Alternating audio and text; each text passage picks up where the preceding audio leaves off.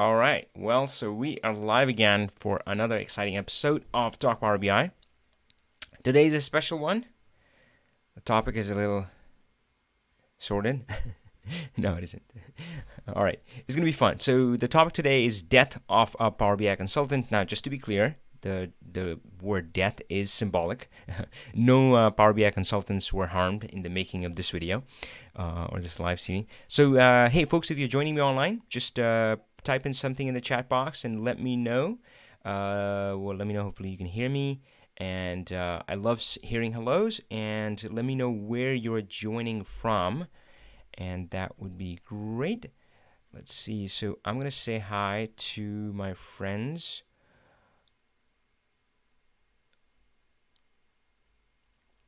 Who are on the phone with me. So we have Carl, Charles Elwood, Charles Sterling, and Greg on the phone. Thank you so much for joining there. And Susan says hi on YouTube. Susan says hi from UK. Hello, Susan. Good to have you on. All right, so I'll assume everything is working, and I'm going to dive right into the topic. Well, actually, we do have two announcements to share before we go in to the topic of the day today. So Learn Power BI course, that enrollment is opening on this Monday, and that will be the last enrollment for 2019, for this year. So if you want to become a part of the Learn Power BI family, that is your chance. And to get your invite, just go to learnpowerbi.com/training and make sure to click on the join waitlist button. That's the way to get your invite, right? So that's happening. That's for our main flagship training program, Learn Power BI. And just go there and join the waitlist. Now, if your sights are set much higher, then we have our flagship program, a premier program, the Six Figures Power BI Consultant, lovingly called Pro Plus. And you see the tagline there, make a great living while living a great life. And that one is opening in January 2020. You can also find it if you scroll down on the training page, or you can go directly to learnpowerbi.com/Pro Plus. All right, so check that out. Now, with that, let's switch over. Now, of course, to the topic here, death of a Power BI consultant. And again, as I said, death is just symbolic, right? But so this is what happened. Hey, I'm just gonna check in with YouTube, just say a few more hellos. Chris says hello from Cincinnati. Regina says hi, yay. Gary says hello from Hartford, Connecticut. Awesome. I spent some time there when I was working in New York. Greg Kramer is here. Greg, always good to have you on, my friend. Good to see you here. Regina is from Cleveland, Ohio. Michael Stanton. Oh, gosh, we haven't talked in a long time. Folks, you might remember Michael Stanton has been featured on the channel before. And Victor says hello. Perfect. So good to have you on. Glad everything is working. So let's dive in. So what happened here, right? Where did this topic come from? Well, one of my fellow Power BI consultants recently reached out to me, or this was kind of in the news on the grapevine. I'm like, oh, dude, what happened? And he said, well, Avi, I'm giving up. I'm giving up Power BI consulting, and I'm going back to the 9 to 5. And I was stunned. I was really stunned because, well, he was pretty active in the Power BI community. He was well renowned and liked and loved by many.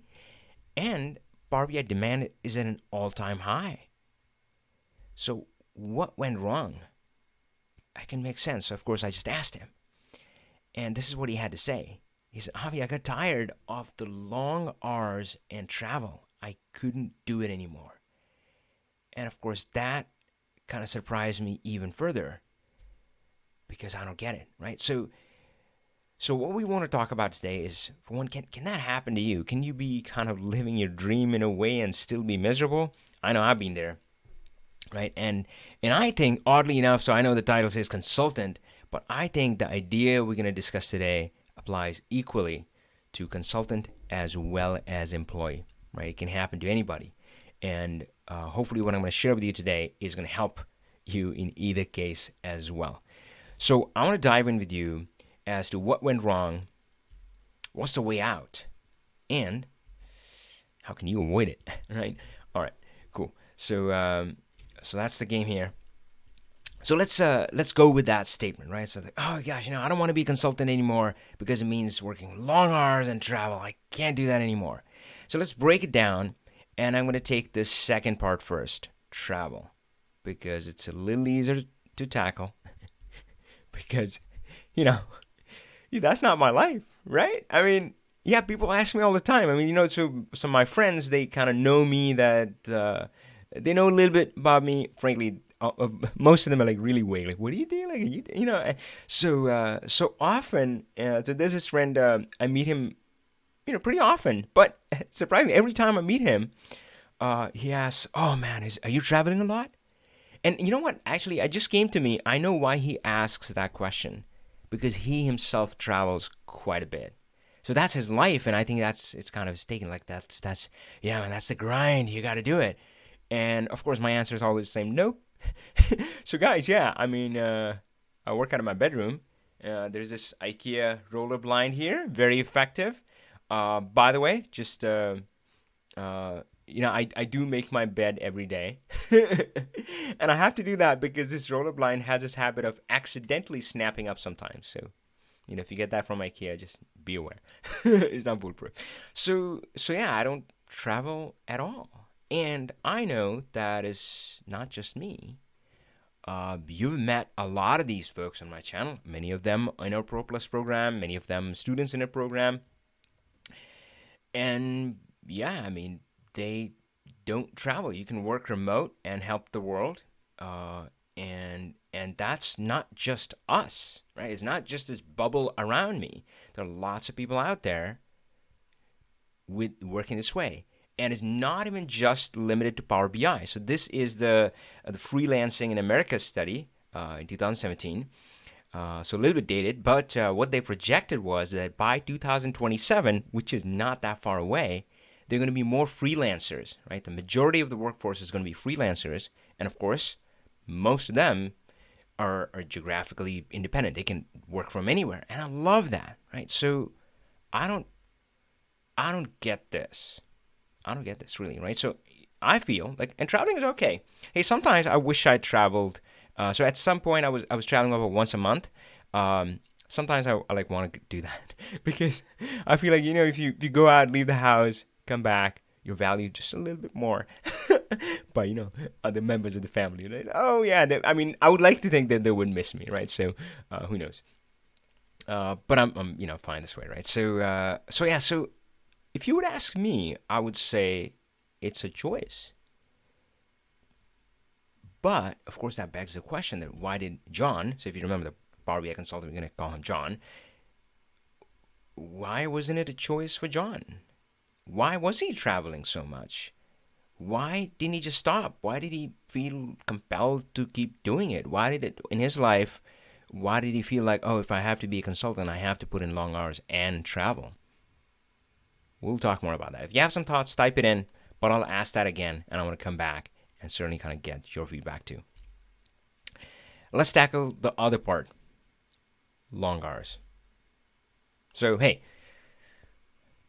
it is what it is, right? I mean, you gotta make more money, you gotta work longer, harder, right? I mean, that's the way it works. That's the grind. And yeah, so he's putting in long hours because he wants to earn more money or enough money, right? Whatever that may be for him. And once you've made enough money, then you can scale back, right? Then you can step back and say, oh, now I'm going to take it easy, right? Now I've done my thing and I'm good to go. Then you can scale back your hours. Fair enough, but it really comes down to long hours, time comes down to money. Does it? For now, let's say it does, right? So that begs the question, how much money do Power BI consultants make? Wouldn't that be interesting to find out? Well, we had the same idea. So yeah, so I think it would be awesome for professionals to find out that, hey, how do their earnings compare to other Power BI professionals? And hence, this was born. So guys, this is really new. This is really, really new. We call it the Power BI Money Survey. It's an anonymous survey. And basically, you go in there. So we're going to run this survey probably through December. And we're going to share the results in January. Of course, we're not going to share individual results. We're going to kind of summarize it and so forth. But yeah, you can take that survey if you go to learnpowerbi.com/survey. You can also find a link to it. And if you go to my website and you click on free resources, it's the last link over there. All right. So yeah, and I think that's going to give us some hard data. And we're kind of pretty excited about it. We tested this a little bit with our students and already got some responses. Thank you for everybody who responded. And I can see that how that can be kind of really valuable to everybody. So the way I see it, knowledge is power, right? And if we all have this knowledge, it's going to empower us, empower all of us. All right. So with that said, so we don't have like specific numbers, but hey, I've been in this community long enough that I can definitely ballpark stuff. So some of this may surprise you. I don't know. Sometimes it surprises me. So the Power BI consulting rates start 100 plus for a beginner, right? Now, when I say beginner, man, you still got to know what you're doing, right? So again, I mean, I see a lot of people who've been around Power BI for many years, 3 years, but they don't know what they're doing. They never mastered the core concepts. And of course, that's what my course focuses on. Learn Power BI. Focus on the core concepts, and that takes you a long way, right? The 20%, that gives you 80% of the results. So you can do a lot of good work, create a lot of good impact just if you have the core concept. So that's what I'm calling a beginner. And that would be 100 plus, $100 plus per hour, by the way, just to be clear. If you're intermediate, it's going to be 200 plus, and if you're advanced, it's going to be 300 plus. You can also go into this other realm where you're charging $1,000 to $10,000 per hour. Ooh. Okay, we're not going to get into that today, but I love that idea, don't you? And that's pretty awesome, right? So, frankly, that's some of the stuff that I've been working on with our Pro Plus group, and we're excited about that. Basically, the idea is essentially disconnect time and money. Separate topic. Hold that for later. Now, I'll admit that money, I would say we probably all have a complicated relationship with money. I mean, I know I carry around a lot of baggage from my childhood, all the things you hear.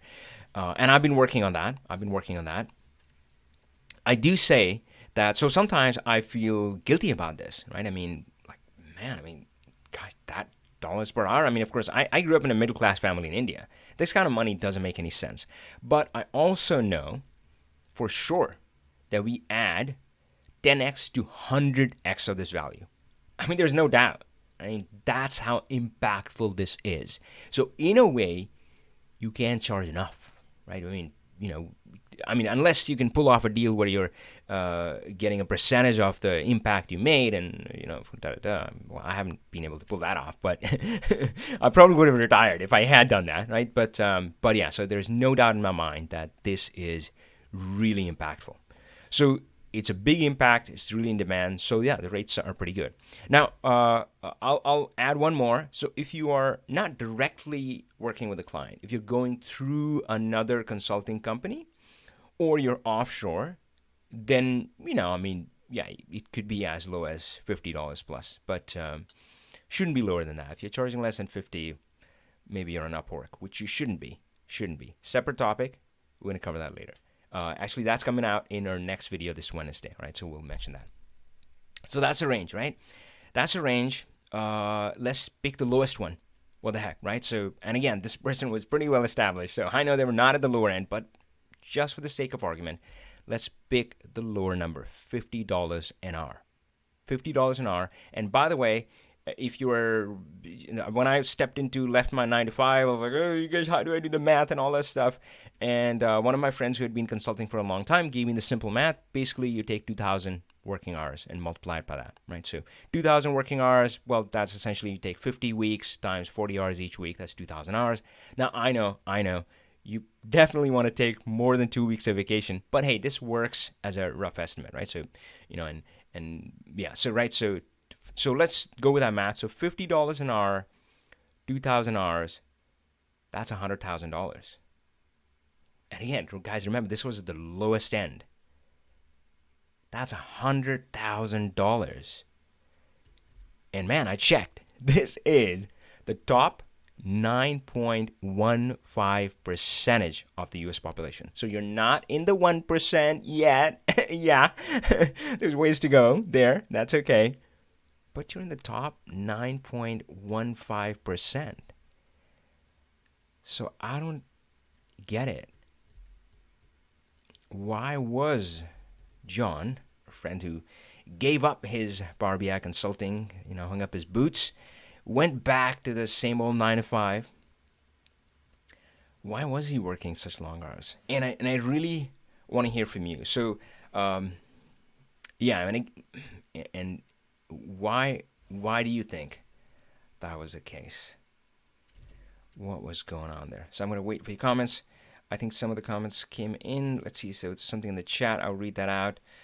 All right. Okay. What is a marker that separates the rate?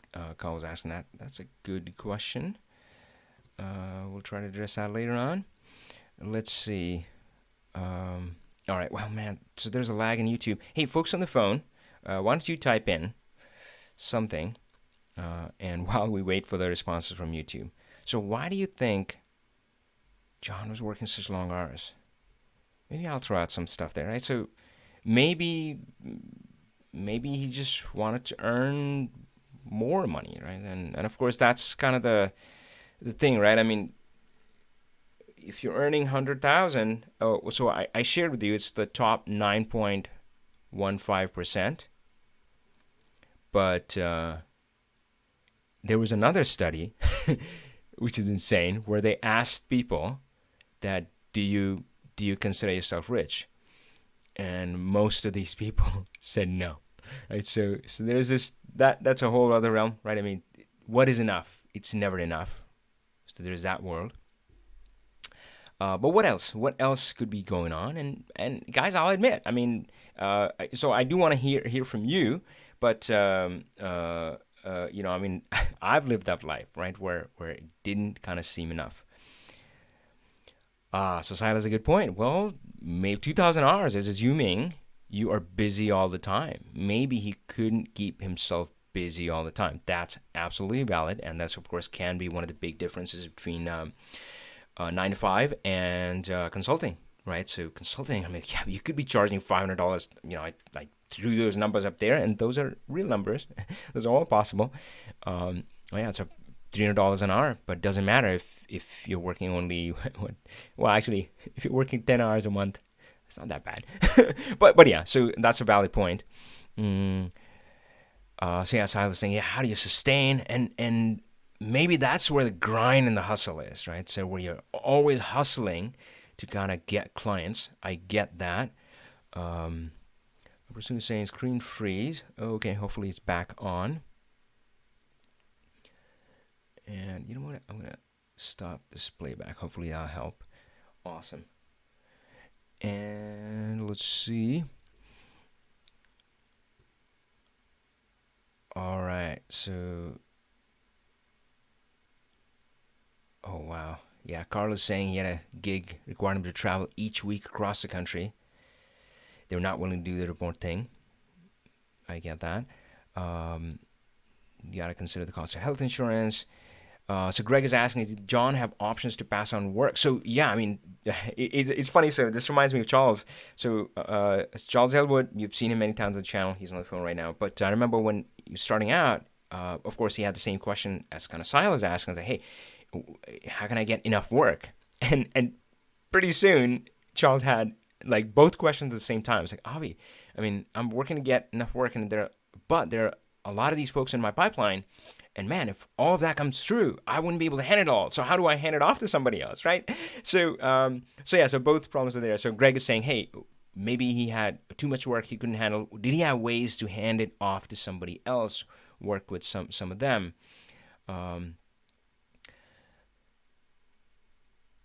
Yeah, so Charles is saying making your own decisions is scary.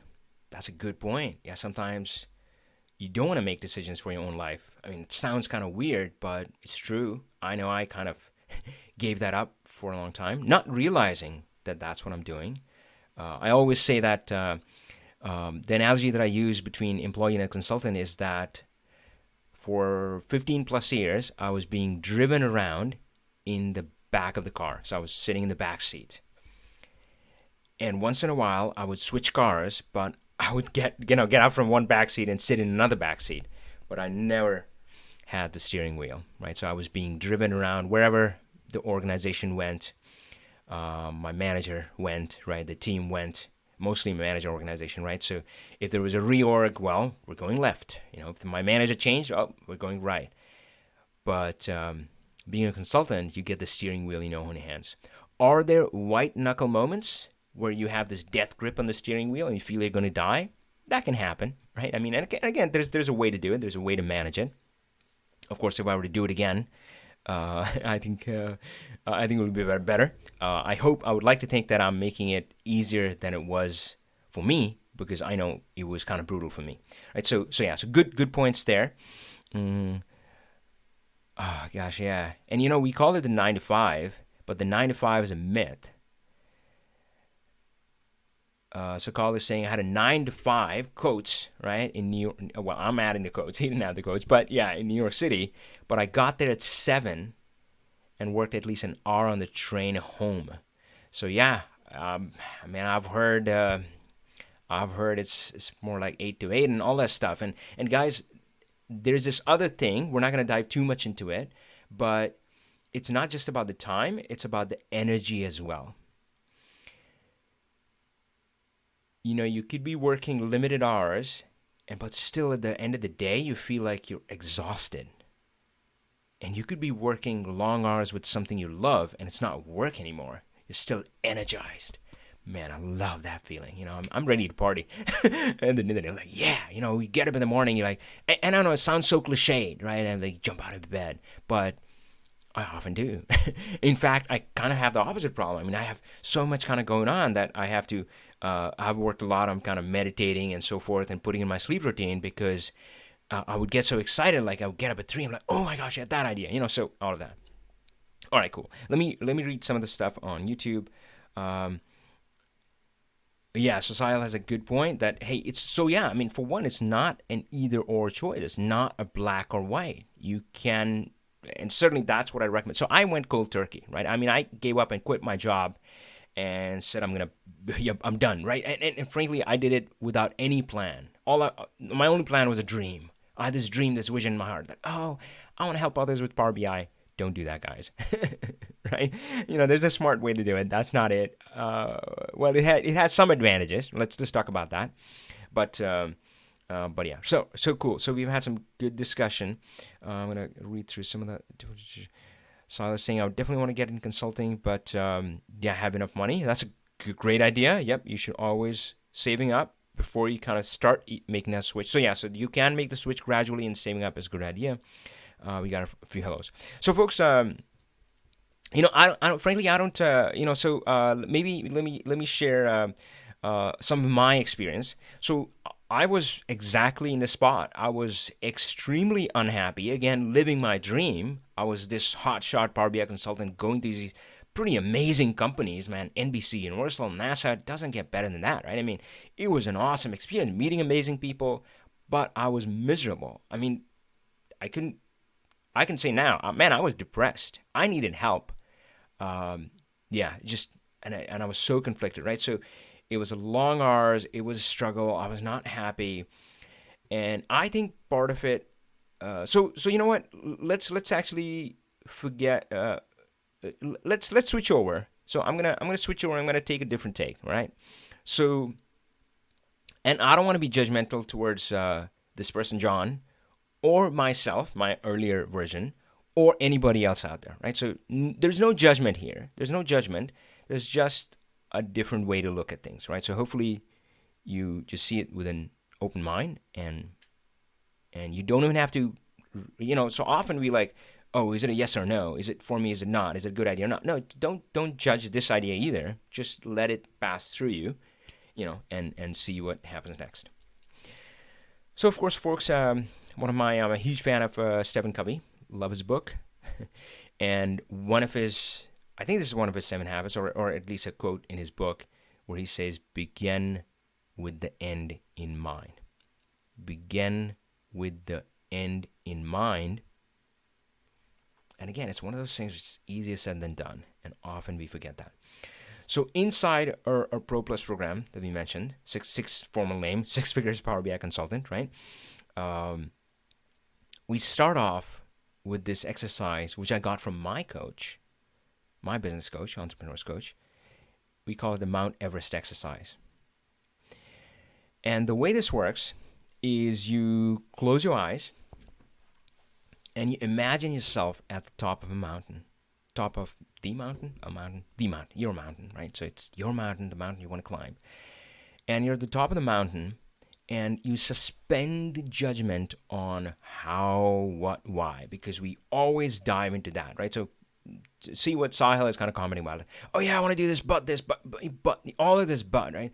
But, and I got to say, forget about all of that right now, right? None of that matters. None of that matters. Don't worry about how you're going to get there. That is not important. What's important is you are there. You're at the top of the mountain. And I just want you to close your eyes and just relax. And you've made it, right? I mean, the hustle is over. Always hustling. We're hustling so hard. Oh, gosh, trying so hard. You're clawing up with our fingernails. Let that go. Because you've made it. You're there. You're at the top of the mountain. Oh, just breathe in the fresh air. Oh, it feels so good. Focus on that feeling. How does that feel? We can often connect to that feeling much quicker than we can connect with other tangibles. So focus on that feeling, but then let other things come in, just as they come in. And you're going to have your own version. No version is right or wrong. It might be very specific. Some people, when they're doing this Mount Everest exercise, what they imagine is what their day looks like, what their morning looks like, right? When they wake up, what is the view outside of the window? Right? I mean, maybe they're looking out at the ocean. I don't know, right? And they do their own thing. And yeah, and I've heard some people were like, oh yeah, what do they smell, right? Of course, if you don't have a partner, then like who's next to you, so stuff like that. So you kind of dial into that and let that come in. And again, it's going to be different for each one of you. Maybe other aspects would come in, like maybe it is about family. I know for me, it's always about kind of family. I like travel, right? So what is that life? If you made it, what does that look like? And hold on to that. Hold on to that, because that, my friend, is going to be your compass in life. Now, I'm going to say two things there. First thing is that it's okay if it's fuzzy. A lot of people. So there's this quote by I think the author is Paul Coelho, amazing author. Can't say his name right, but yeah, and I think I'm sure he's won some awards and stuff. But he had this book, which I can't remember the title, but he had this beautiful quote, and he said, "The clearer your vision is of what you seek, the closer you are to it." Oh man, mind blowing, and that's true. That is true, but sometimes when Mount Everest, I frankly for me, it's hard to remember the first time I did it. I'm pretty sure I was clueless. I'm like, what? I'm on a mountain? I mean, there's snow here. Is that what I'm supposed to do? I don't know, right? I mean, maybe I would have been a little bit clueless, but that's okay, right? So it's okay to be fuzzy, because clarity comes from action. You can still work with a fuzzy goal. You don't have this precise location. Frankly, so we talk about the analogy, which is perfect, your compass in life. If anybody has used a compass, which, in this modern day of GPS, I don't see many people carrying on a compass, but if you've used it, it's not very damn precise. I mean, yeah, you look at that thing and that needle is like, kind of shaking all over. It's like, hey, is that north? Is that north? I mean, it's not very precise, and that's okay. That's okay. It's directional, right? It's generally taking you in that direction. That's important. So that's number one. Right, so it's okay if you don't get a very clear vision. If you like, oh, this is what I smell when I'm successful. No, right? If you just get a fuzzy thing, like yeah, something like that, that's okay. That's the truth for you. That's valid. Hold on to that. And the second part is, man, you're always going to be recalibrating, right? So that's the truth of life. And by recalibrate, what I really mean is what I went through, which is you're going to fall off of this all the time and realize that, oh shit, and then have to course correct, right? So, I mean, I have a true north, right? But then I fall off all the time. I don't know what you want to call it, shiny object syndrome or something, or hey, I'm like anybody else. I mean, frankly, money is such a draw, right? So, something comes up and I'm like, man, there's so much money there. How can I let that go? But then often I've gotten better at this. I can check myself before I commit. But of course, in the past, oftentimes I've committed, I've spent lots of time and energy, and realizing only much later that, man, this is not what I want. This is not what I want. So you gotta. So if you have your true north, it's gonna give you that power to say no and to create the life that you want. Right. So clearer your vision is of what you seek, the closer you are to it. So again, not maybe I am being a little bit judgmental, but uh, I feel like it's possible to go on this path and get lost. Right. It's where you maybe, I don't know, money like that. Gosh, I mean, somebody's like ready to pay you money, travel there every week. I need money, right? I need more money. Sure, why don't I do it? But and again, I'm not going to be like, if you have to do it, you have to do it. That's okay. But if you keep your true north in mind, it's like, yep, I'm doing it for now. But I'm moving in this direction. All right, folks. So that's kind of all I wanted to share. Again, I was somewhat saddened by the news that I heard from the friend. I think that's a loss to the community. I don't think he's going to be as impactful in the 9 to 5 job. I mean, I don't think he's going to impact as many lives as he clearly was when he was stepping outside, right? When he was a consultant, he was impacting a lot of lives, touching a lot of lives, adding really value, and yeah. So I think so. I just want to share that with everybody in case you find yourself in the same situation. So hey, I would love to hear if, as we're talking about this, if something came up for you, type that in the comment. Like, what do you feel is a true north? So again, right? I mean, guys, I've been there when your checks are bouncing. Man, that's a horrible feeling, by the way. I hope you never get to experience it. But man, when you get that notice from your bank, it's like, shit, your check bounced. NSF, right? Non-sufficient funds. And yeah, and then of course it's always magnified in your mind, right? So I've talked about this before, that something like this would happen, and I wouldn't worry about, like, sure, paying the bills, but the vision in my head would be like, oh, my kids are gonna go hungry, which is a stupid idea. Um, yeah, I don't think that was ever a real possibility, but that's what played in my head. So you get caught up, and all you can think about is money. But money is not an end, right? It's a means to an end. So even if for now it's feeling like, no, I mean, man, my true north is money. I'm going to make lots of money. What I want you to ask is that, then what? You have all the money. Now what? What is that for? Now, are you happy now? Well, that's a risky thing. Like, no, money doesn't quite make you happy. But what else is in your life? And so money can create those things, right? I mean, is it getting you more time with your family? That's good, right? So again, I mean, focus on that end goal. So yeah. So share something if you would like, and I would love to hear that. So Greg was asking, does it put in the U.S.? Yes, so that's U.S. specific. Well, so I think so. Yeah. So I had a note in the end for when we were talking about the consulting rates. Or offshore, I still think it would be, if somebody's working directly with the clients, it would still be $50 plus. If you're indirect and offshore, so there's a consulting company in India and you're working for that consulting company, then of course your rate's going to be much lower. But yeah.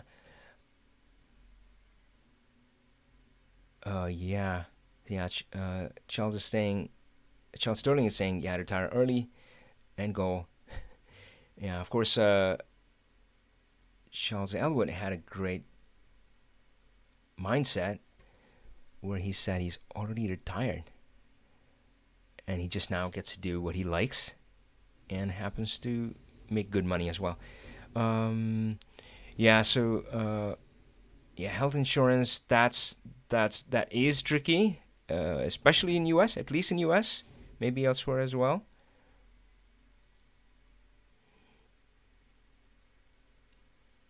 Yeah, guys, that one is a tricky problem. So my general advice is to, again, slowly transition.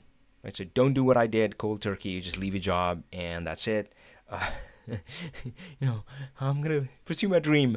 No, I think you can be smarter about it. So transition slowly, and then when you do quit your job, you can get. It's called Cobra. It's an acronym, of course. It stands for something which I wouldn't know, you can go Google it. But basically, it lets you extend the coverage, the same coverage you had with your employer, for 1 year. That is, I think, the best way to go. And I know when you check Cobra rates, it seems really high, but I still think it's the best way to go because when you do leave your job, and again, you should slowly transition it, then there's a lot on your mind. There is a lot on your mind. And maybe it shouldn't be, and that's the whole other thing. Like maybe you should be a lot more focused. But guys, it happens. So there's a lot going on. It's like, oh, should I do this? Should I do this? And by extending your medical coverage for 1 year through Cobra, you eliminate that worry. You're not worried about, oh, I switched plans, which plan is right? Is my doctor still in my plan? None of that BS, right? So my strong recommendation would be that just so Cobra you get, doesn't matter if you're laid off, you get Cobra. If you quit your job, you get Cobra. You get that for 1 year. That's the way to do it. And frankly, if you're doing things right, in 1 year, you wouldn't worry at all about paying for medical insurance. And I was like, sure, that would be pretty much cost of doing business, right? So that's I'm hoping, kind of the reality you're able to create for yourself. So Charles Sterling. Yeah, I mean, maybe talk to Charles Elwood. So of course he has. Man, the first time he shared that, it blew my mind. So folks, I'll say it again because I didn't quite do it justice. So Charles Elwood, on one of the earlier presentations he did, I think it was called How to Grow Your Consulting Business or something, where he talked about that, hey, I was essentially retired. And he's just 40 years old, I asked. And he said, but yeah, I mean, in retirement, I can choose to do what I like to do. So that's what I'm doing. And, oh, by the way, it just earns me good income as well. So I think retirement has changed now. It's not you hang up your boots and go away. Most of the folks that I'm talking to, I know that's my plan as well. To keep doing what I love as long as I can while enjoying my life. And frankly, that's not a retirement plan. I wanna buy into Charles Elwood's philosophy of I'm retired right now. So I'm retired right now, and I do what I love, and enjoy my life as well, and so forth. All right, cool. So let me check in. What do you guys think on YouTube? Oh wow, Michael had a lot of comments. Let's see, Sean. Wow, Sean has been on a hiatus traveling the world. Awesome, mate. Wanted to add that some people find the Barbie consultant life to be lonely. Oh, that's such a good point. So, folks, that's very well said. I want to talk more about that. That's a really good one. I feel like you can create a community around that. Talking about that, maybe I'll do one more shout out to the Learn Power BI program that is opening December 9th, and our premier program, the Six Figures Barbie Consultant, and that one is opening January 2020. So again, if you go on my website and click on the training link, you'll be able to find both of those, or you can go to learnpowerbi.com/training, and for this one, go to Pro Plus. So let me read through some of the comments. Sean has a good one. So again, I mean, yeah, I want to talk more about that. Prasoon has a Barbie question. I'll come back to that, Prasoon. Michael, oh gosh, so good to have you on. Happy to be working for a state agency that allows me to work in Power BI. It's 8 to 5, make good money, just over 100K with benefits. I don't think this is very unusual, but I don't have data. Yeah, so that's great. So again, I mean, you got to pick your own path. I'm not saying that everybody should become a Power BI consultant, right? That would be problematic, right? So yeah, but yeah, actually, I'm glad Michael shared that, because so folks, initially I had said that does it apply to employees or does it apply to consultants? And I'd said that I think it applies to both. So what I talked about, even though the title was Death of a Power BI Consultant, but it might as well has been Death of a Power BI Professional, right? So even in my 9 to 5 or 8 to 5, whatever you want to call it, 9 to 5 job, I have been in the place where it was I was not happy, right? So so I think that the whole Mount Everest exercise and so forth can still apply to you even if you're an employee. I think you should still do that. You should still have a true north in your life. Like what's most important in your life, keep it at the top, and keep course correcting, because again, you would always fall off and so forth, right? Now, of course, the not the challenge, but the difference between those two lives is that as an employee, you can't course correct that quickly. Because typically it's going to be like, you talk to a manager, right? I mean, maybe they can make adjustments, work with them to make adjustments, or whatever it is. Like, hey, I want to work more on Power BI. I want more Power BI projects, or I want more work-life balance. I want to leave early. I want to be able to be at my daughter's college, something like that. I want to take longer vacations. I want to take a month off and travel the world, something like that. So you talk to a manager, or you change teams, that you go to a different team within the same company, or you change companies altogether. But it's not immediate. You're dependent on others, or sometimes it takes long, right? So I think you should operate the same way, but just that course corrections are kind of longer, right?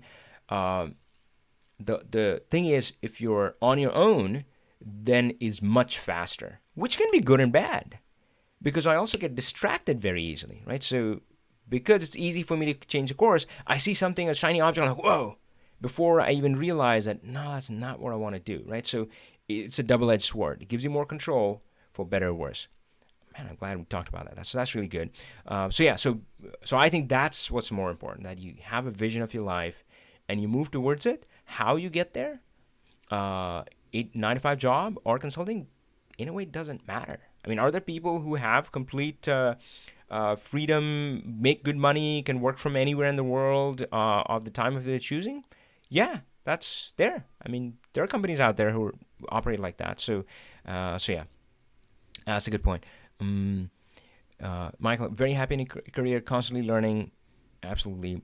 Jen, she's sharing the same thing. Don't make as much money, which should change, but have a ton of flexibility and work from home. That's great. Yeah. So again, you gotta kind of pick your true north and focus on that. I've converted a lot of minds regarding Power BI. Okay, some people needing tech help. Hey, folks, so Arun, email us at avi@avisingh.com if you're having trouble downloading the file. Yep, got it. So send us an email, avi at avising.com. Hopefully you can find it. But not received. Okay. All right, so Michael, that's what we talked about, that it's kind of good to transition. So yeah, there's no kind of retirement. I mean, I'm not there yet, but I think I can say, yeah, I mean, so frankly, what I would say about retirement is I like Charles Elwood's mindset. I'm retired right now. I want to do what I love doing. So we often live what I call the deferred life plan, right? So, when I retire, right, when I make enough money, then I'm going to do this. Then I'm going to live where I want to live and spend more time with the family, travel more, and all of that stuff. And we defer it, and we keep deferring it, and I don't want to do that, So yeah, I think you can kind of create a version of that right now. So let's talk about being lonely. So when I left my 9 to 5. I've always struggled with, anytime I'm asked, like, what is your title? If you're filling out a form and it says name, company, title, and I don't know what to fill. I mean, CEO just doesn't seem right. Like, am I the CEO? Right? So CEO, founder, maybe sounds a little bit better, but I always feel a little bit awkward. And I didn't know whether to call myself entrepreneur or not. Right, I mean, in my mind, entrepreneurs. So I used to read like Inc. magazine and all that stuff, and entrepreneurs are those guys, right? I mean, the hot shots in Silicon Valley and so forth, and ready to go public or sell their company to Facebook or Google or Amazon or something. And I'm thinking, that's not me. Am I an entrepreneur? Maybe not. And then I came across this word called solopreneur, and I fell in love with it. And the idea is, so for me, solopreneur, what that symbolizes for me is one, complete flexibility in time and geography, both, right? So time and space, right? So I can work from anywhere that I want, which is true. I spent a month in India last time I was there, and I mean, all I need is a high-speed internet. That's it, and I can yeah, take time off as I wish. So that's what I want to create. At least that's what solopreneur stands for me. Now, but there is this thing solo in there that does not mean alone. So my coach has this line which I love, which he says, if you want to go fast, go alone. If you want to go far, go together. And that's brilliant. So solo doesn't mean you're going alone. Solo just means that I'm not going to grow for the sake of growth. By the way, that comes from the book, The Company of One. That's a good book. So that's the mindset, right? I mean, otherwise, if you think about it, think about all the companies out there, just all of them, right? And they're so focused on growth and cool stock market, investors. I get that, right? But when you run your own business, when you're, the captain of your own ship, right? And maybe you should be even if you're an employee, right? Then I think you can make smart choices. So I'm not going to grow for the sake of growth. I'm going to keep my true north in mind. So solopreneur means basically, yeah, don't grow for the sake of growth, and yeah, keep it as tight as it needs to be. So so of course, I like surrounding myself with my students, and that has been great. We're also planning for the year 2020 in-person meetups. We'll see. We'll probably do something around the Power BI Summit, which has, unfortunately, it's called something else. What is it called? Business Application Summit. Yeah. So we'll plan something around that. So we're doing that. And of course, but you can.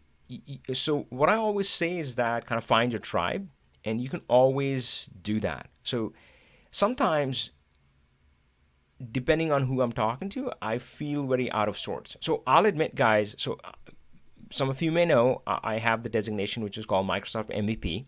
I feel extremely honored. There are very few of us out there in the world. I mean, Power BI, I think the last I checked, there were only about 100 or so Microsoft Power BI MVPs. So definitely feel honored for that. But I often feel extremely awkward at those meetups. In fact, the last one, I was all prepped and ready to go, and I was sharing with my son and how excited I was. But at the last minute, I canceled and I talked to him, and he was like, "No, Dad, you should go." And I was like, "No, I'm just gonna feel out of place." So I don't feel I belong there because I don't know. I mean, most of them have like John's life that I was talking about. I mean, they travel a lot and maybe work long hours. I know they definitely travel a lot, and for me, it's mostly I'm talking about family, kids, and this that, right? And they're talking about airline points and all that stuff, how to game that system, how to get first class tickets, and how to go to Tahiti on frequent flyers. And I'm like, right? I mean, that's not my life. So, yeah, so I just feel so out of sorts.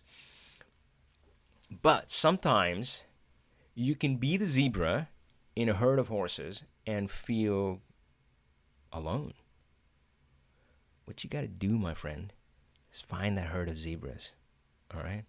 And I'm going to tell you, it feels amazing. Now, by the way, this analogy comes from Juan Ruiz, who is in my entrepreneurs group. And when we were meeting down in California, he stood up and shared this thing. He said, "How I felt like a zebra among a herd of horses, and now I feel like I'm in a room full of fucking zebras. It feels awesome." And everybody was like, "Yeah, yeah," right? So yeah, I mean, it did feel awesome because we were like-minded folks. Man, we were these, whatever you want to call it. Like, I mean, labels are not important, but online digital entrepreneurs or something like that, and with a mission, right, with a heart, and the mission to change the world, make a real impact. And man, so when we get together, it's high energy, it's high intensity. So that's that. So I found that tribe. And of course, we're not just one thing. So of course, now we're planning a meetup with our students. So Jen, of course, our meetup is due. So I missed her in Chicago, and I wasn't able to meet up with her in Seattle when she was visiting Seattle either. So I'm sure it's going to happen one day. Hopefully at the Power BI Summit, right? So we're planning a meetup there, but again, we're not just one thing. So guys, some of you would know that I like to dance. I'm still slightly embarrassed admitting it, but hey, I do like to dance. So I did my first dance performance on August 17th. I was up on stage, and it it was great actually. I loved it, and I definitely loved practicing with it. And then I'm performing again on December 14th. By the way, I don't know. So sometimes I talk to people and say, "Oh, was it like ballroom dancing?" No, guys, this is not ballroom dancing. This is think Bollywood, think Bhangra. So of course I'm from India, so I was gravitated to that and gravitated towards it. So December 14th, I'm doing that, and that's my hangout. That's my another version of zebras. So the funny thing is that so in it used to happen that at my parties, like I know friends from whatever, right? And we would put on the music, and then I would have to drag everybody on the dance floor. I was like, come on, yeah, come on, let's dance, let's party, let's. And yeah, I mean, I would be literally dragging them there. So again, zebra and a herd of horses. And with this group, it's insane. We had a meetup, like a meetup party, whatever you want to call it, a few weeks ago, and so everybody's like mingling, like drinks, food, and all that. And then somebody turns on the music. Guess what? No dragging required. Everybody just jumped on the dance floor. I'm like, oh my God, my zebras, they are here. So yeah, that's one aspect. I'm hiking as well these days. I started a hiking group. By the way, I never hiked. Who am I to start a hiking group?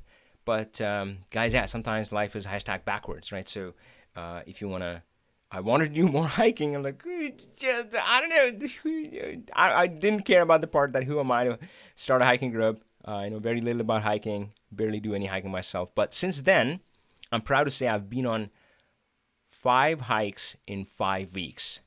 I wouldn't do 5 hikes in a whole year.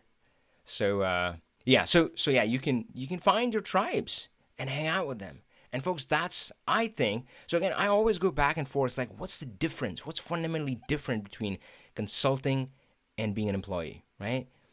And there's some things which you would think that they're different, but they're not, right?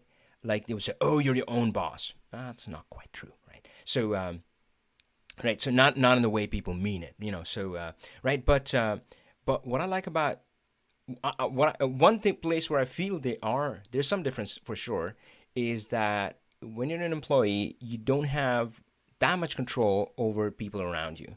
I mean, usually the manager I liked because, I talked to them in the interview. Before, of course, they changed and reorg, and then I was screwed again, right? But the people around me, it was always a mixed bunch. And as unfortunately I experienced, man, there was always one asshole. And I don't know what's that thing. There was always one. And of course, the tragic part was that they seem to get kind of rewarded in corporate America. Like, yeah, here you go. I mean, great job being a complete a-hole. Here's your promotion. It's so, but right. So there was less control over people around me. But in this one, again, you can surround yourself with the herd of zebras. All right, cool. So, folks, that's just kind of my story. Let's see. All right. So Greg likes that. Let's see. Oh, yeah, good question. All right, so Robert, the fact that most companies in my country, Kenya, hello, Robert, good to have you on, my friend, haven't adopted Power BI. Well, Robert, what I would say to you is that think of it as a global opportunity, right? So, and again, I mean, the folks that work with me, they are... I mean, that's the life that I've created, and why wouldn't you work that way? So I remember there was somebody who's focused on kind of oil and gas companies in Canada, and they were worried that oil and gas companies, their fortunes like go up and down quite a bit in Canada. And I said, dude, just go global, and at least you'll have a little bit of coverage. That if the tar pit sands are not working well, then maybe offshore drilling is working, or something else in somewhere else in the globe. As long as something is going on, they'll be your client. So and of course you can go kind of a little bit beyond that as well. So Robert, I would say that so I would say you have 2 options. Actually, you have 2 options. One is you're going to have to educate them about Power BI. And of course, I have, so there's an interview on a channel by Taher Atamne. Now, he's from Jordan, and he talked about the exact same thing. And I experienced the exact same thing when I started out on this journey, when I started out my channel, and I had to educate people about Power BI. Now, of course, since I cater mostly to the US, I don't have to do that anymore. Anybody who's coming to me, they're pretty much already sold on Power BI. So I can jump a few steps. I don't have to educate them. I don't even have to sell them about the idea of Power BI. They're already convinced. So, but you might have to put in that work. Now, of course, that's work, but that's also a huge positive, because if you are the one who educates them about Power BI, then you are the one they will come to when they need help, and you're the one they will pay, right? So that can be a good thing. That's one option. Another option is, of course, to kind of look beyond Kenya.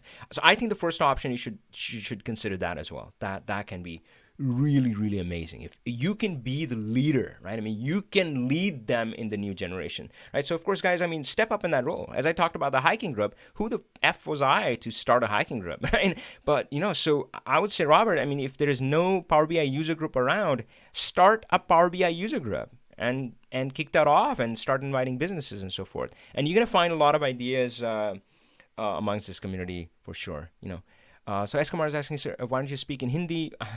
It's tricky, man. I mean, well, English is kind of so of course Hindi is my native language, but English has become kind of the global language, so it is what it is. Yeah, of course, with my friends and stuff, I speak in Hindi.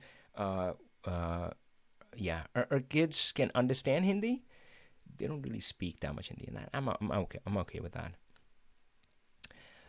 So Greg is asking, do you see Power BI as a horse you can ride for the next decade? That's a good question. Now, I generally advise people that don't do as I am doing, do as I say, right? So what I'm doing is I'm all about Power BI. My whole branding is about Power BI, everything Power BI. I wouldn't recommend that to anybody else. So again, folks, in this program, the six-figure Power BI consultant, I mean, anybody who's gone through that, I mean, I talk about that. You got to combine that with Power BI with some business focus. In fact, I think it should be flipped. So it should be business focus with Power BI. So an example of how that worked, Cheryl Praverni, one of our former students, she was like, hey, I help construction companies in the New York area make sense of the financials using Power BI, right? So Power BI is kind of almost an afterthought. So of course, if you have that kind of focus, then you can change it anytime you want, right? So I think, yeah, you shouldn't. So Power BI is extremely hot right now, and somebody can do really, really well by just leaning all in. But I feel like that's risky because that's going to be short term, right? So it's going to be hot for a while, but then it gets confusing. It's already starting to get a little bit confusing with all this whole other Power Suite, like, oh, Power BI, what about Flow or Automate or whatever it's called and so forth, right? So so I feel the right way to do it is that have kind of a business focus and niche down. Of course, Greg, I think he's on the call. Yeah, he's working with rental car companies. So, folks, if you are part of a rental car company, reach out to Greg Berg at bigwavebi.com. And yeah, so right, I mean, and yeah, so sometimes you find kind of these interesting niches and so forth. So that's just one of the avenues he's exploring. By the way, his background is well, you've heard his story on my channel, aeronautics, ERP systems, project management, all of that. So cool. Yeah, so I think tools, I don't think we should be focused on tools. I think we should be focused on kind of the business aspect of it. And of course, some of the things that we work on in our Pro Plus group is telling the story. So I feel in this day and age, if you do good work but are not able to talk about it, it's like a tree fell in the forest. And who cares? Does it make a sound? Does it not make a sound? Nobody really cares. Right? I mean, so yeah, so I think if you want to elevate yourself, man, you gotta tell your story. And again, people have so many hangups. One is I hear it often. Oh, but their data is sensitive, and my company doesn't want me to talk about it. Whatever. Like, guys, come on, open your fucking eyes, right? I mean, there are thousands of people, millions out there who talk about their work all the time in blogs, conferences, and so forth. And you're giving that as an excuse? Come on, that's BS. I'm going to call BS when I see it, right? So there's a way to do it. Figure it out. Just watch the presentations on this channel, right? So doesn't matter. I mean, there's always a way. There's always a way where you can do it in a way where you don't get fired. Now, obviously, I don't want, do the right thing, right? So don't get in trouble with your employer, but there's always a way. Find that. And the other part is something kind of people skills. So cool, good points there. All right, Nishant, thank you so much. Deferred life plan. Randy comments. Oh, really? Randy, so I got deferred life plan from this book called Ahead of the Curve. which I don't think the author is Randy Komisar, but that's a great book. Anybody who's considering an MBA, you guys should you got to read this first. Definitely read this first. Ahead of the curve. Oh shit, what is the book? Books. There we go. Yeah, so this is a guy's kind of insider account of 2 years at Harvard School. So yeah, so read that book if you're thinking about an MBA. Read that book first. It may change your mind. All right, so nice, nice, nice, nice. It looks like Jan is dancing as well. Great. Yeah. All right. Philip is saying I'm freelancer for 10 years. So I left my regular job. I experienced a great time as well as crisis. Yeah. Yeah, mate. So, yeah. All right. So, boy, lots of comments here.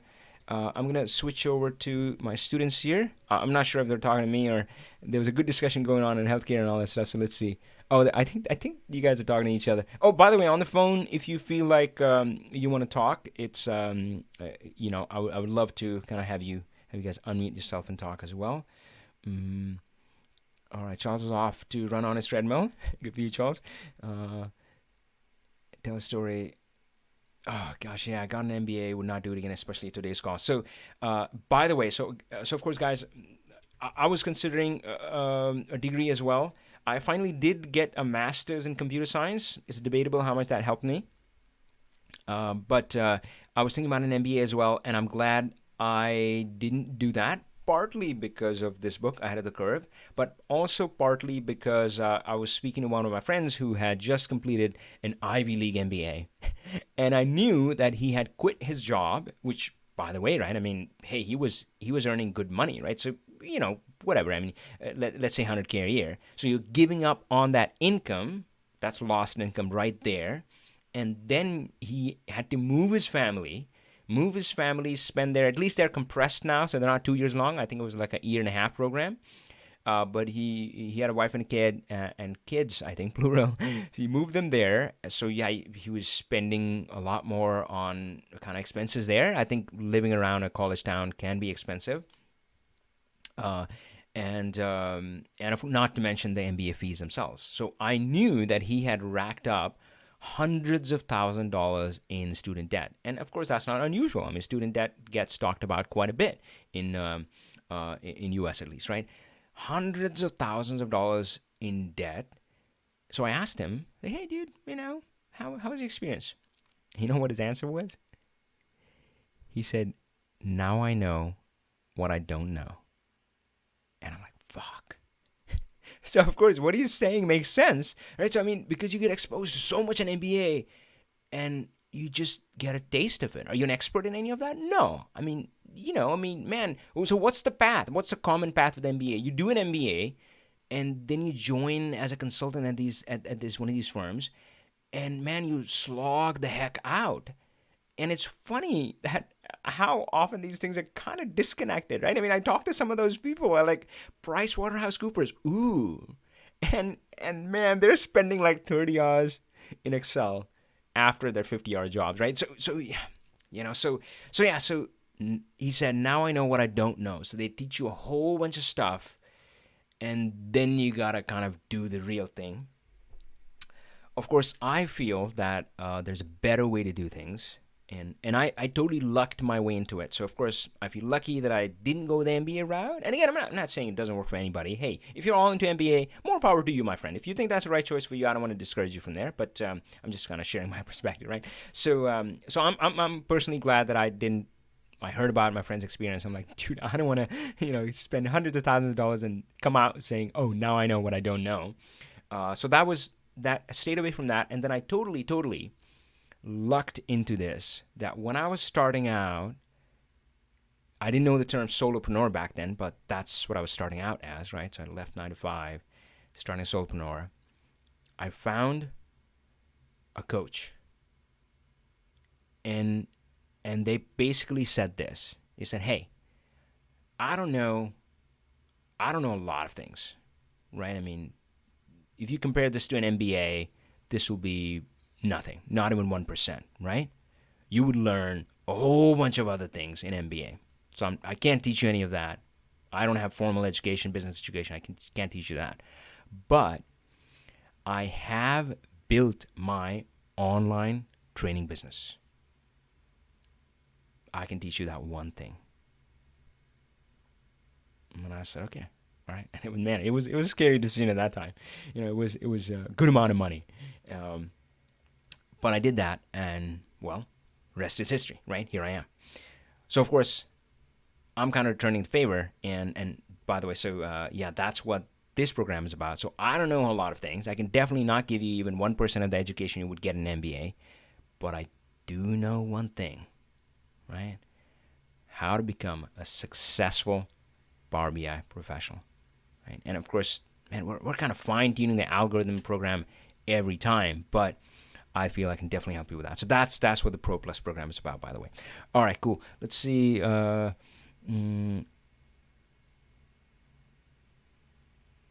Wow. So Charles is saying, got an MBA, would not do it again, especially at today's cost. Started a graduate degree in data science and quit that after 2 years, even though my company was paying for it. It's not worth the value because, hey, I mean, it's your time as well, right? So there's this cost of opportunity, which my MBA brother talks about. He's pretty awesome. Like, he put his MBA to good use. So he talks about cost of opportunity. So you could spend 2 years getting a degree, or you could spend 2 years, I don't know, building a career. Who would be farther ahead? You get to decide. So I needed to apply skills, not theory. You can get these skills in line. I'll say I have one, and he's saying, oh yeah, he worked as a consultant at a company as well. Not much fun.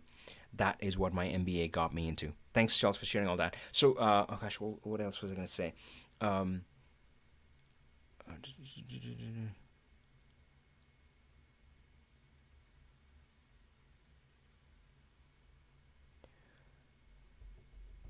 I lost now. Sorry. It was a good idea. Hopefully you come back to me. Oh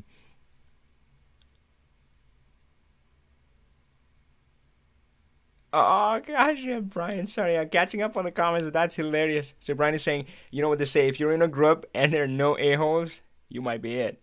That's funny. So I was reading a novel, and there was this discussion, something like that, and the guy was asking himself, like, am I a good person or am I an a hole? And and then he said, well, if I was truly an a hole, then I wouldn't be questioning myself. A holes don't do that. They're like, oh yeah, I'm the boss, right? I'm the most awesome thing. Um, but I don't know. It's possible. All right. Sile. All right. So yeah, Brian is saying, I know, mate. I was in the same boat, and you know what? Frankly, what irked me more was they were encouraged, they were promoted, they were given awards. So I worked in Microsoft, I worked in two different teams, and I'm glad I got a chance to stay within Microsoft with a different team because I saw a totally different side. I mean, a big company like Microsoft, any big company like that, is always a company of companies, right? So you can be night and day. So the group that I left, it was brutal.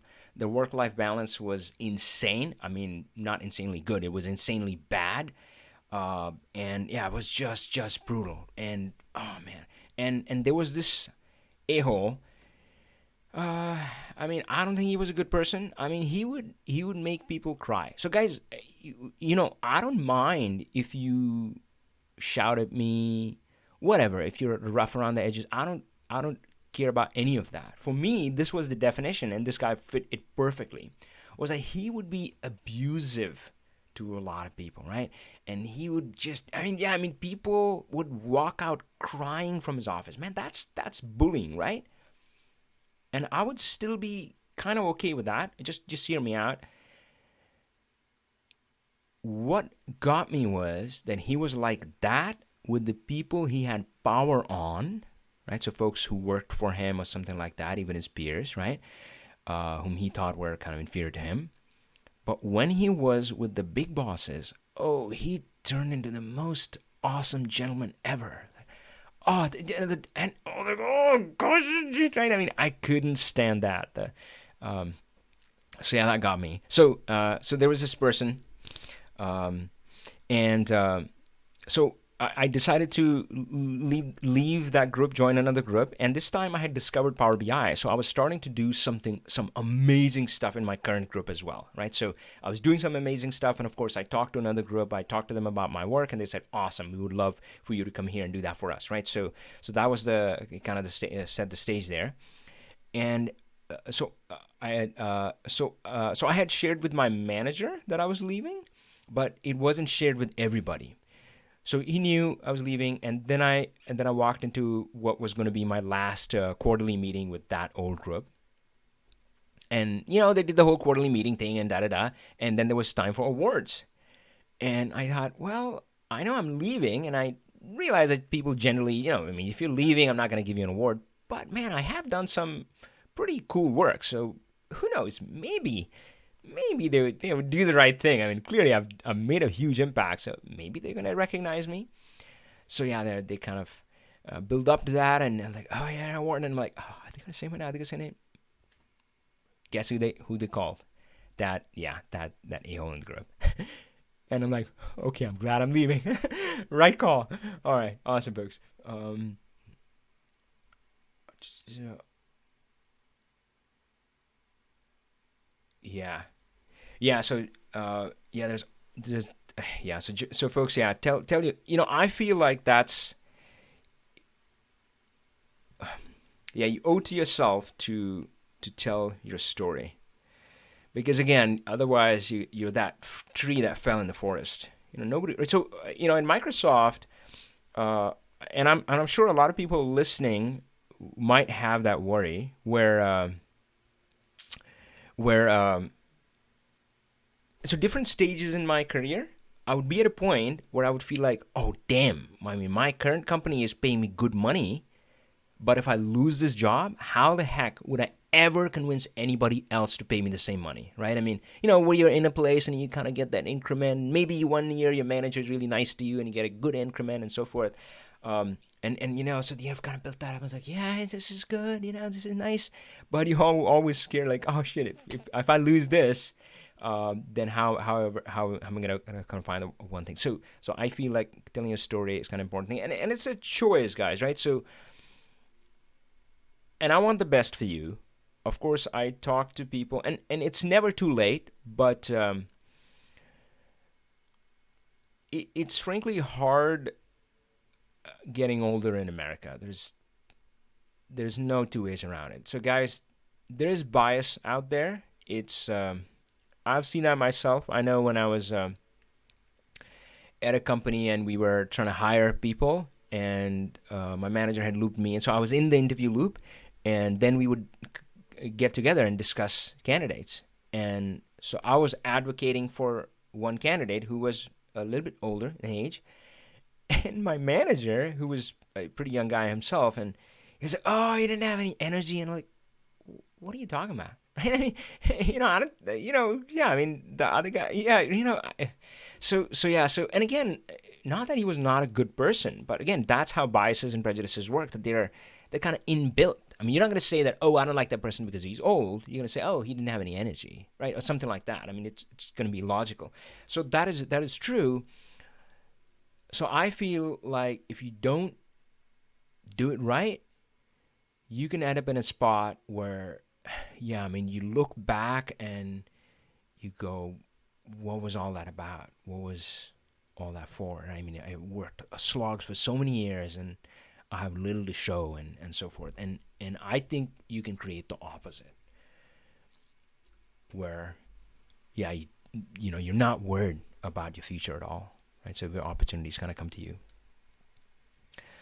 Okay, Charles has a book recommendation. So Good They Can't Ignore You by Cal Newport. Catch it Google Talk on YouTube as well. Cool, I like that. All right, cool.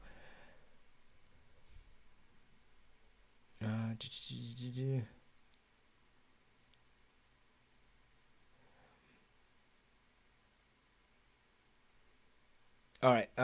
Cool. So, folks, I think we've gotten kind of to the end of the comments. Hey, good discussion here. Thank you for participating. Obviously, it wouldn't have been any fun without you guys. So, what's the last word? So, I think the last one that I'm gonna talk about is Jim Wade's question, and maybe if who's asking about getting started with Power BI.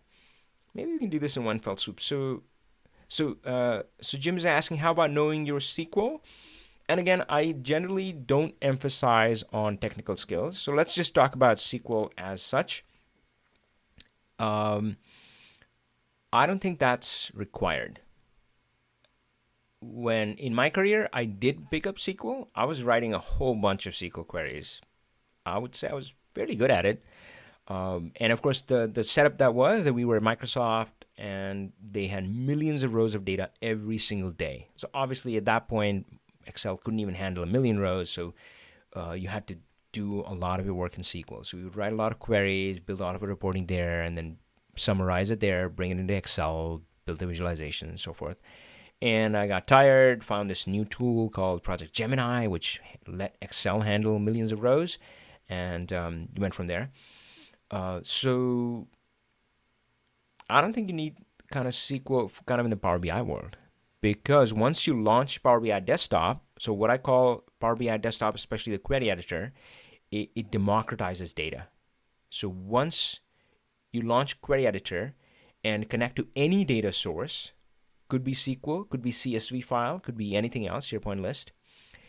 Only the first few screens, which ask you like, oh, where's the file located, where's the server, what are your credentials? Once you get past that, the interface is exactly the same, right? The toolbox, the toolbar up at the top and the ribbon is exactly the same. Whereas earlier, when I was working with a CSV data source, shit, I was kind of screwed. I mean, I would have to write a lot of macros in Excel to fix it if I needed to, right? To change it, summarize it, clean it up, whatever. In SQL, I had all the strength of SQL, which is a pretty amazing language, right? So there was very different, right? Poor, rich, kind of that inequality. But Power BI democratizes that. So in Power BI, a lot of times people are like so focused on data source. Like sometimes people would like they're trying to hire me as a consultant, and they'll say, "Oh, have you worked with this data source?" And I mean, I don't say to them in my mind. I'm thinking like, you realize that doesn't matter, right? I mean, as long as I can pull it into Power BI, they're all the same. I couldn't care less. Now, of course, if you know SQL and you got yourself in a really tight spot in Power BI, which happens once in a while, like there's some performance issues in the query editor and so forth, and could you get yourself out of that tight spot by writing a SQL query? Possibly, yeah. I mean, that's happened to me, but is it required? No. And hey, I mean, if you do get in a spot, you can, yeah, get some help, ask some of your friends, something. I mean, you could get around that too. So I don't think that's kind of required. Um, Jim's saying I'm 63 but love data and still want to be data analyst and just starting out. That's awesome, Jim. All for you, mate. Yeah, there's no age. So let's talk about age for a second, eh? I my whole new life happened around 40. Right, so my story is, some of you have heard it. I'll do the quick version. I came across this guy called Nas Daily. Check him out, NAS Daily, and he quit his job. It was like a high-paying consulting gig in New York. He quit that when one day he did the math and he realized that 35% of his life was over, and he was trading time for money. And he said, "F that! Screw that! I don't want to do it." And he quit his job, traveled the world, and got famous, all that, whatever. Right? So I came across that guy. Amazing story. And then I did the math for myself. So I looked up the life expectancy of a U.S. male. It was 80 years old, and I was 40 at that time. And I'm like, shit, 50% of my life is done, right? That's scary. Right? Yeah, I wanted to do something about it. But of course, I had all of these reasons in my head. And I'd say, no, I mean, my kids are kind of still in school, and I can't do it because I got to settle them in, and I got to support them and so forth. So I had these reasons why I shouldn't do it, right? Because I was kind of in the middle. And I'm like, oh, I should have done it when I was younger. I mean, that's what I see people. That's when they can be a consultant. They can travel and all that stuff, and they can take risks because they don't have much on the line, right? So yeah, I should have done it when I was younger, or oh, when my kids are like all grown and settled, I should do it when I'm older, right? So think about that, right? So that's where I was, and of course, I hear from people who are older who feel like who are not in the same boat as you. So kudos to you, mate. But I meet a lot of them, and they basically say that like it's too late. It's too late. It's too hard. I can't do it. Right. So they have that set of reasons, and then so remember, I felt that it would be easier for me if I was older, if I was younger, but just not in my age bracket. Right now is not the right time. Right. So older, I've heard from people now where they think that kind of like, yeah, man, it's too hard, and I'm so old. I can't get into something new now, and so forth. How do I compete with the young guns, right? All of this stuff. So they think that it's not the right age, right? It's too late. And then I was reading this book called Pencils of Promise. Pencils of Promise, really good book. The guy runs this whole huge a nonprofit organization, which is pretty awesome as well. They build schools around the world, pretty awesome. But in that, he's talking to I think his kind of young friends, where they're discussing that how that's not the right age. So he's trying to convince them, and they're saying, "No, dude. I mean, I don't want to do that crazy stuff. I'm like too young." And I have to do the 9 to 5. I have to like get settled and kind of gonna pay my dues over there. And once I can like set up somewhat of a career, then I can take a leap and so forth, right? Otherwise, if I take a leap right now, it'll be too risky. I might just all my friends would pass me by. Isn't that crazy? So I think if you want to really to talk yourself out of doing something, man, you can do that no matter what. No matter what, right? So the young people think that that's not the right age. That I was kind of 40, 50% of my life done, and I was debating with myself that no, now is not the right time. And of course, folks who are older, I heard a different version of that. It's like, oh yeah, no, man, I should have done it earlier. Now it's too late. But the real answer is, it doesn't freaking matter. Doesn't freaking matter. So yeah, so I call it, by the way, the 40 mindset. So again, I have experienced my young age, and I know the follies of youth. I know that. I've done that myself. I haven't quite experienced, well, yeah, I mean, obviously, unless you time travel. So I haven't experienced being 60 or something. But I think I like this space right now, because I think a few things happen for me. So I call it the 40 mindset. And the good news is that anybody can adopt it. So folks, if you're listening, if you're 20 years old or 60 years old, you can still adopt the 40-year mindset. And I think, so again, the stuff that happened for me was that, for one, and I'm a little bit impatient. Right? So I'm a little bit impatient because, again, I realize, shit, 50% of my life is done. And so I have that for me. Now, if I was too young, when I was young, what I would do is live what I call the deferred life plan, where I felt like I have lots of time, right? So I would defer everything. That yeah, I want to enjoy my life, but I got to work hard right now so that I can enjoy it later, right? So the young people don't have that, right? So they don't have that impatience, right? For me, it's like shit, right? And for if you're older, I think again, sometimes you feel like life has passed you by, right? So it's like it's too late, right? I mean, yeah, and so I think 40 is like where you're a little bit impatient. You're not like, no, man, I'm not gonna defer all my dreams and goals, and it's like, oh yeah, let's do some later point. And again, I mean, it doesn't matter if you're 20 or 60. I think you can still adopt that mindset. So I think that's kind of one. And what else? I think you don't care as much. You don't care as much. So again, not to generalize. I mean, maybe I am. Sorry, folks. But like I'm thinking about like. Uh,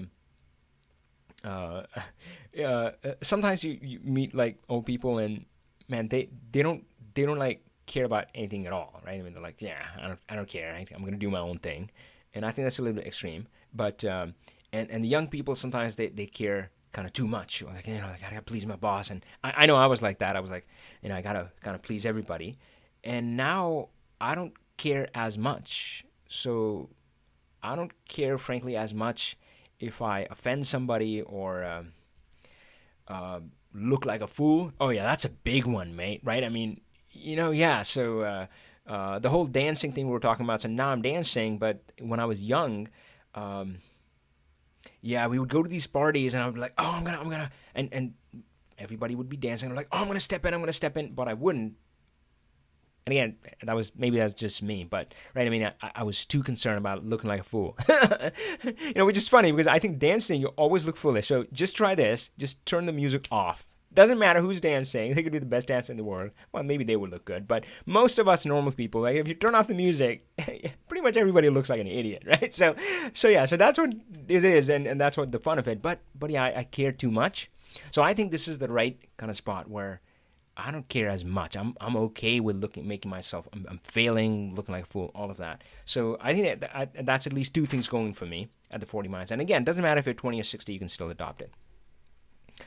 Um, all right, Charles, a long list of wish list. Yeah,